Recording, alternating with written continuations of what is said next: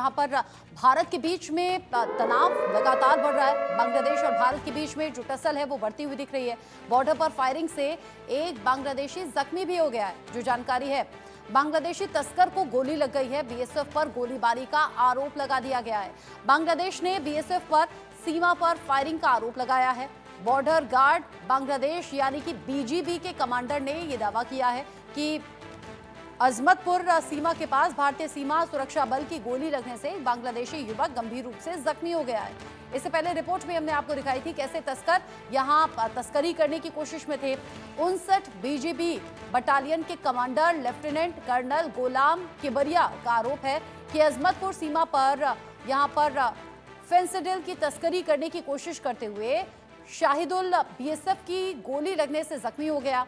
घटना के बाद शाहिदुल जख्मी होने के बावजूद बांग्लादेश में वापस भागने में कामयाब रहा। बीएसएफ ने घटनास्थल पर फेंसिडिल की 25 बोतलें, एक चाकू और एक टॉर्च से भरी हुई बोरी छोड़ी है। बीएसएफ और तस्करों के बीच में टकराव की तस्वीरें भी हमने आपको दिखाई थी, जहां पर जो तस्कर थे हाथों में भाले लेकर पहुंचे थे। बीएसएफ ने भी जवाबी कार्रवाई की, हवाई फायरिंग भी की, जिससे कि तस्कर भाग खड़े हुए बांग्लादेश की सीमा में भाग गए थे।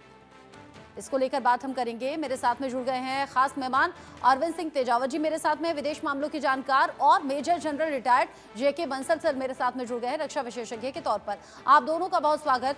मेजर जनरल बंसल, हमने तस्वीरें दिखाई जहां पर तस्कर तस्करी करने की कोशिश करते हुए नजर आए, लेकिन बीएसएफ के जवानों ने अपनी ड्यूटी निभाते हुए उन्हें ऐसा दौड़ाया कि वापस भाग गए।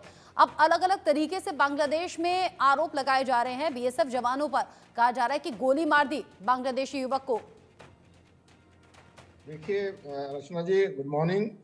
ये जो झूठे आरोप हैं, झूठे आरोप का मतलब ये है कि 10 लोग तस्करी के वजह से हमारे हिंदुस्तान में घुस रहे थे, उनको वापस भगाया, जिसमें दो हिंदुस्तानी ही थे और 8 जो है बांग्लादेशी। यहाँ से तस्करी करते हैं, जो हमारे जानवर हैं उनकी, खास करके बुल्स जो हरियाणा से या राजस्थान से जाके उनका तस्करी होता है, उसको रोकने के लिए जो है इस तरह की जो कार्रवाई की जाती है। तो ये एक तस्करी का मामला है, और तस्करी के मामले में तो बांग्लादेश को भी इसमें सहयोग देना चाहिए। तस्करी एक परमिटेड नहीं है, दोनों देशों के लिए ठीक नहीं है। कहा यह जाता है कि जो वहाँ से हिल्सा जो मछली है वो काफ़ी इम्पोर्टेंट होती है, उसका टेस्ट बहुत ज़्यादा होता है, और उसका जो रेट है जो बंगाल के अंदर में करीब 2,500 पर किलो तक चला जाता है। वो एक टेस्टी होती है, जो स्वीट वाटर में होती है, जो वहाँ की पद्मा रिवर है, और यहाँ से जानवरों की तस्करी होती है। तो इस तस्करी को रोकना बहुत जरूरी है।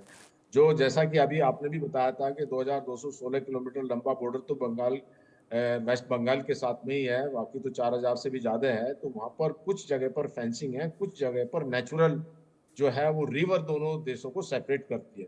तो बांग्लादेश के अंदर में जो कट्टरवादी हैं वो आजकल अफवाह फैलाने में लगे हुए हैं, और पता लगा कि उन्होंने किसी इस्लामिस्ट कट्टरवादी को वहाँ पे, जो वहाँ की बांग्लादेश बॉर्डर गार्ड है, उसमें भेजा है, और उन्होंने ये कहा कि हमारे तरफ की जो 4.8 किलोमीटर रिवर है वो उन्होंने अपने मोटर बोट के थ्रू उस पर कब्जा करने की कोशिश की है, जबकि एक अफवाह थी वहाँ की जनता को खुश करने के लिए, क्योंकि बांग्लादेश की हालत बहुत खराब है। उनके पास में कोई ऐसे जो मोटर बोट वगैरह नहीं है कि वो जाके उसका जो वो कर सकें या किसी तरह की निगरानी कर सकें। हिंदुस्तान के जो हमारे भारत के साथ में हमारी जो बीएसएफ पूर्ण तरह से सक्षम है।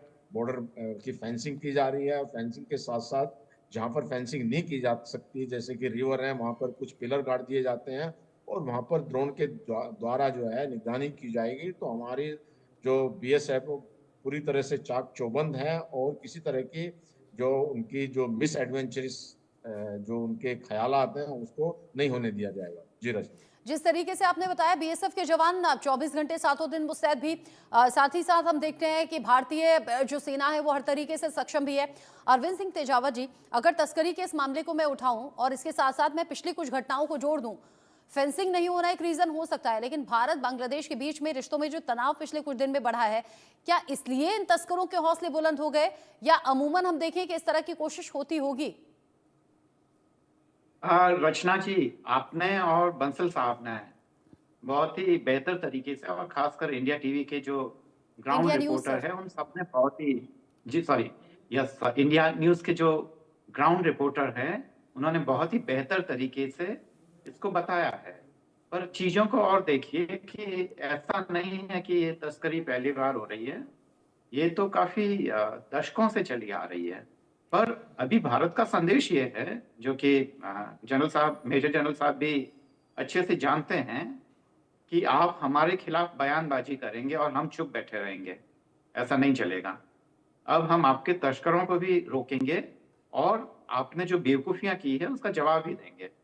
जब 1947 में भारत आज़ाद हुआ था, तब ये मसला था कि क्या भारत को अमेरिकी खेमे में चले जाना चाहिए। तब ये था कि भारत के पास एक मजबूत साम्यवादी पड़ोसी है, क्या उससे दुश्मनी लेना ठीक है? भारत ने नहीं ली और 62 के वॉर के अलावा लगभग शांति बनी रही, तो इससे दोनों ही देश विकास करते रहे। अब अगर बांग्लादेश उस नीति को पालन नहीं करता और वो भारत से दुश्मनी लेना चाहता है, खासकर एक ऐसे मजबूत पड़ोसी से, तो उसके परिणाम तो भुगतने होंगे। और जहां तक इंडिया न्यूज के ग्राउंड रिपोर्टर और बंसल साहब और आपका निष्कर्ष है, तो मैं उससे सहमत हूँ रचना जी।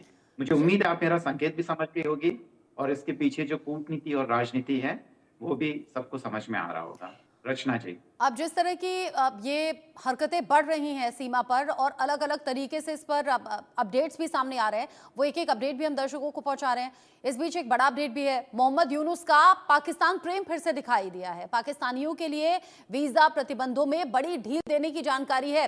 वीजा के लिए ऑनलाइन आवेदन की सुविधा भी दी गई है। अब इसे पाकिस्तान के प्रति प्रेम ना समझा जाए तो और क्या समझा जाए, जहां मोहम्मद यूनुस लगातार पाकिस्तान पर मेहरबान दिख रहे हैं, यहां बांग्लादेश की मोहम्मद यूनुस सरकार ने पाकिस्तान के लिए अपने दरवाजे पूरी तरह से खोल दिए हैं। ढाका ने पाकिस्तानी नागरिकों के लिए वीजा प्रतिबंधों में बड़ी ढील दी है, जिसके चलते अब पाकिस्तानियों के लिए बांग्लादेश की यात्रा करना बड़ा आसान हो गया है। पाकिस्तानी मीडिया के मुताबिक बांग्लादेश ने पाकिस्तानियों के लिए वीजा नियमों को आसान बना दिया है। अब पाकिस्तान के नागरिक अपने वीजा के लिए ऑनलाइन आवेदन कर सकते हैं। बांग्लादेश के इस कदम के बाद ढाका में अब भारत विरोधियों की एंट्री आसान हो गई है। पाकिस्तान लंबे समय से बांग्लादेश में घुसने की कोशिश करता रहा है, लेकिन शेख हसीना के रहते उसे ये कामयाबी नहीं मिल पाई थी। अब हसीना के जाने के बाद उसके लिए मौके मानो खुल गए हैं।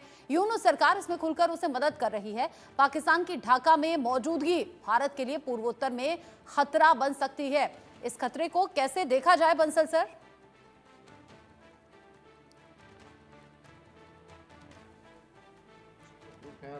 ISI यहाँ पर जो सब कुछ भड़काते रहते हैं, और जैसे आपने कहा नागरिकों को तो वीजा दे ही रहे हैं। सबसे बड़ी बात तो अचंभे की ये है, और जो बहुत खतरनाक है हिंदुस्तान के लिए भी और ये बांग्लादेश के लिए भी, बांग्लादेश को इस चीज़ का शर्म आनी चाहिए कि जिस फौज ने, पाकिस्तानी फौज ने इनके 30 लाख लोगों को मारा, 3 लाख औरतों का बलात्कार किया, उसी को इनवाइट करके उसको सम्मान देके उनसे ट्रेनिंग ले रहे हैं। जो वहाँ की सेना अभी इनको ट्रेनिंग देगी, और ट्रेनिंग देने का इनका मकसद ही सिर्फ ये है कि एक अफरा तफरी का माहौल पैदा करना।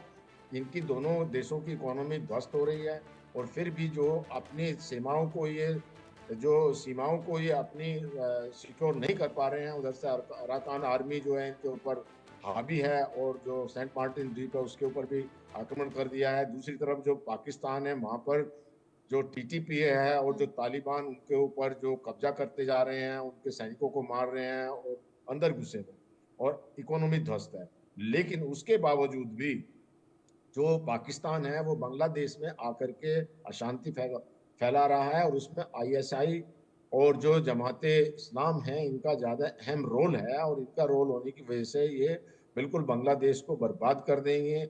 और इनकी मिलिट्री अभी इनके पास में पूरी तरह से कोई इकोनॉमी इतनी ध्वस्त हो रही है। बड़े बड़े देश हैं जो मिलिट्री पे पैसा खर्च करते हैं, वो खत्म हो चुके हैं, उनकी इकोनॉमी खत्म हो चुकी है। आप चाहे रशिया को ले लीजिए, ईरान को ले लीजिए, और बांग्लादेश की तो औकात क्या है कि ये अपना मिलिट्री का बजट बढ़ा करके, और जानता है कि जो भारत इतना सशक्त देश है कि उनके साथ कभी भी ये सदियों तक लड़ते रहे, कभी कोई कामयाबी नहीं होगी, और भारत को उकसाना इनके लिए महंगा पड़ेगा। तो इस बात को जानते हुए भी मुझे समझ में नहीं आता कि जो बांग्लादेश है वो इस तरह के कदम क्यों लेकिन उठा हैरानी रहा है इस और बात की कि पाकिस्तान बांग्लादेश लगातार इस तरह की हरकतें कर रहा है। कल ही हमने खबर बताई थी आईएमडी के 150 साल पूरा होने पर जो सेमिनार रखा गया, वहां बांग्लादेश ने निमंत्रण को ठुकरा दिया, जबकि पाकिस्तान ने हामी भर दी आने के लिए। तो ये अलग अलग सी घटनाएं हैं जो बता रही हैं कि बांग्लादेश को या तो भड़काया जा रहा है भारत के खिलाफ, या कुछ ऐसी चीजें भरी जा रही हैं कि बांग्लादेश अब अपनी सुध, अपनी विवेक को खो चुका है। इस बीच एक और बड़ा अपडेट, हिंदुओं पर अत्याचार पर यूनुस सरकार ने बेतुका बयान भी दिया है। हिंदुओं पर हमलों की घटनाएं राजनीति से प्रेरित हैं, सांप्रदायिक नहीं बल्कि राजनीतिक प्रकृति की थी ये सभी घटनाएं। हिंसा की शिकायतों के लिए व्हाट्सएप नंबर भी जारी करने का दिखावा कर दिया है। बांग्लादेश में हिंदुओं पर अत्याचार को लेकर यूनुस सरकार की पुलिस का अजीबोगरीब बयान सामने आया है। बांग्लादेश सरकार ने पुलिस की एक रिपोर्ट का हवाला देते हुए कहा कि देश में 4 अगस्त 2024 के बाद अल्पसंख्यकों के खिलाफ हमले और बर्बरता की ज्यादातर घटनाएं सांप्रदायिक नहीं है बल्कि राजनीतिक प्रकृति की थी। बांग्लादेश पुलिस ने अल्पसंख्यक समुदाय से संपर्क बनाए रखने और सांप्रदायिक हिंसा की शिकायत सीधे हासिल करने के लिए एक व्हाट्सएप नंबर भी जारी किया है। अंतरिम सरकार के मुख्य सलाहकार मोहम्मद यूनुस की प्रेस शाखा ने एक बयान में कहा है कि पुलिस ने यह जांच बांग्लादेश हिंदू बौद्ध ईसाई एकता परिषद के इस दावे के बाद की कि अपदस्थ प्रधानमंत्री शेख हसीना के आरक्षण विरोधी आंदोलन के बीच में पिछले साल 5 अगस्त को देश छोड़कर चले जाने से एक दिन पहले से लेकर इस साल 8 जनवरी तक सांप्रदायिक हिंसा की 2010 घटनाएं दर्ज की जा चुकी हैं। अब यहाँ जो घटनाएं दर्ज की गई हैं, इससे कहीं ज्यादा ये घटनाएं रियल में हो चुकी हैं। अरविंद सिंह तेजावत जी, व्हाट्सएप नंबर जारी करने का दिखावा तो हो गया है, लेकिन उससे भी बड़ी बात ये कह रहे हैं कि ये सांप्रदायिक हिंसा नहीं, ये तो राजनीतिक तरीके से घटी हुई घटनाएं हैं। रचना जी, मुझे तो नहीं लगता, क्योंकि जो सांप्रदायिकता है वो दरअसल एक दक्षिण एशिया की एक बड़ी समस्या है और बांग्लादेश भी उससे अछूता नहीं है। तो यह कहना कि ये केवल है, पर यह है कि ऐसे में जो भारत के डिप्लोमेट इसे कैसे ट्रीट करे, क्या वो उसे बांग्लादेश का इंटरनल प्रॉब्लम समझे, या हम समझे कि क्योंकि वहाँ के बांग्लादेश के जो हिंदू भाई हैं उनका कहीं ना कहीं सेंटिमेंट्स हैं वो यहाँ के भारत के लोगों से जुड़ता है, तो वह क्या करें। तो यहाँ है कि इसमें भारत का हित और अहित किसमें है। यहाँ बांग्लादेश को यह समझना चाहिए कि भारत से दुश्मनी मोल लेकर, जैसा कि बंसल साहब ने भी कहा है और सारे ही रक्षा विशेषज्ञों का और कूटनीतिज्ञों की ये राय है कि दोनों के लिए अच्छा ये है कि दोनों साथ मिलकर उन्नति करें। अभी जो बांग्लादेश कुछ विदेशी ताकतों के, और सीधा सीधा अगर इशारा करें तो चीन के दबाव में वह भारत के खिलाफ जो बयानबाजी कर रहा है वह ठीक नहीं है। ऐसे में भारत को, मुझे लगता है कि ये काफी जरूरी है कि वह चीन के दखल को बांग्लादेश, नेपाल, श्रीलंका, मालदीव हर जगह से कम करें, और यहाँ हमारी डिप्लोमेसी की विजय होगी अगर हम बांग्लादेश के लोगों को यह समझाने में कामयाब रहे कि भारत को साथ लिए बगैर वह नहीं चल सकता है। रचना जी, और 2000 के आसपास ये घटनाएं बताई गई हैं, जो सरकारी आंकड़े हैं।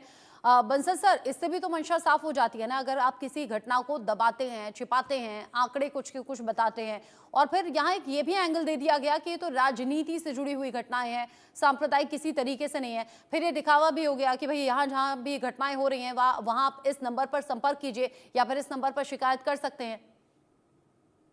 देखिए, वहाँ की पुलिस कोलैप्स है और ये तो बिल्कुल एक हास्यास्पद है कि ये राजनीतिक घटनाएं हैं।